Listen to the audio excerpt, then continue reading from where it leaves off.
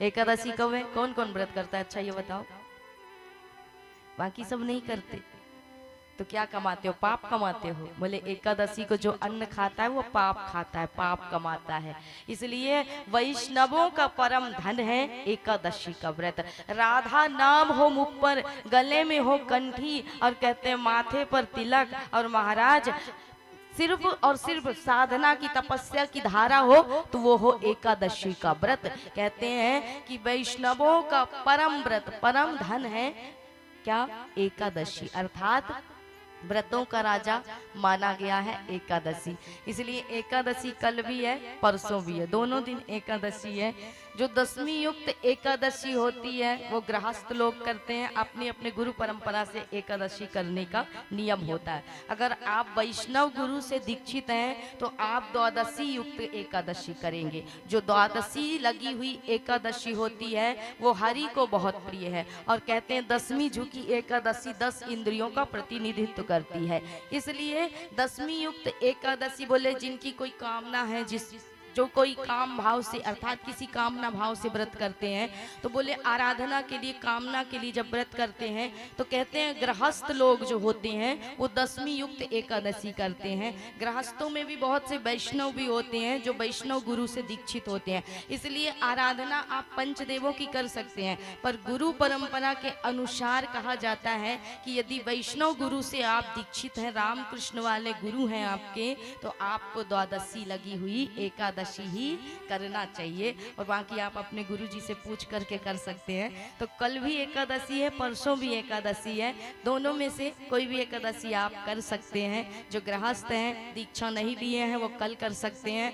जो दीक्षा ले चुके हैं और वैष्णव गुरु हैं उनके, तो कहते हैं द्वादशी युक्त ही एकादशी उनको करनी चाहिए महाराज। तो एकादशी का व्रत सभी को करना चाहिए। कहते हैं एक ईश्वर और 10 इंद्रियां, तो जिस दिन 10 इंद्रियों को एक ईश्वर के नाम रस में डुबाया जाए वही एकादशी की तिथि है। अर्थात भगवान ने कोई तिथि नहीं चुनी। कौन सी तिथि चुनी?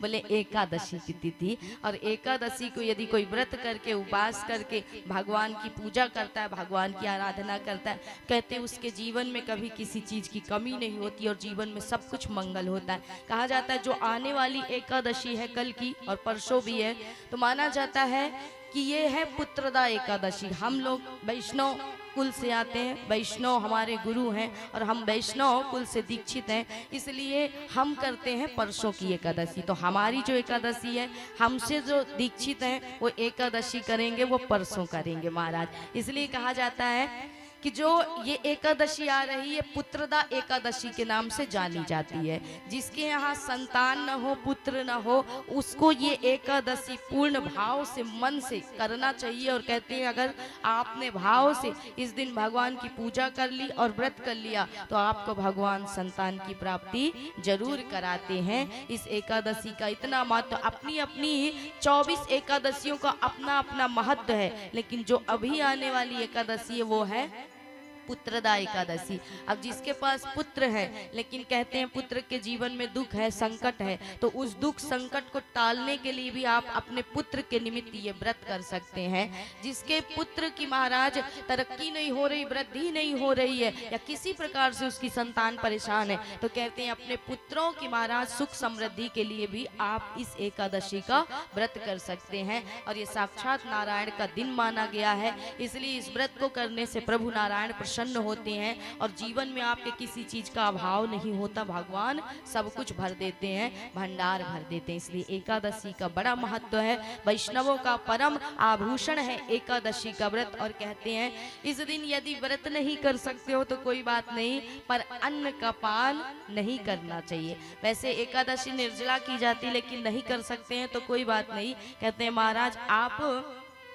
व्रत नहीं कर रहे हो, फलाहार करके कर लो, अन्न नहीं पाना चाहिए। अन्न में इस दिन पाप का निवास होता है। खास तौर से चावल का सेवन बिल्कुल नहीं करना चाहिए। चावल का स्पर्श इस दिन बिल्कुल भी निषेध माना गया है, नहीं करना चाहिए। चावल में कहते हैं महाराज जो चावल का सेवन करता है वो अगले जन्म में वही चावल में रेंगने वाले जो कीड़े होते हैं ना, वही बनता है। इसलिए कीड़ा मकोड़ा नहीं बनना है। बनना है तो कम से कम भगवान का सेवक बन लो, दान दास बन लो, क्योंकि सेवक बनने में फायदा है महाराज और लाभ है। सेवक बन करके भजन करोगे तो भगवान जल्दी मिल जाएंगे। और बोले अगर पाप कमाओगे तो इससे भगवान नहीं मिलने वाले हैं। तो परम सौभाग्य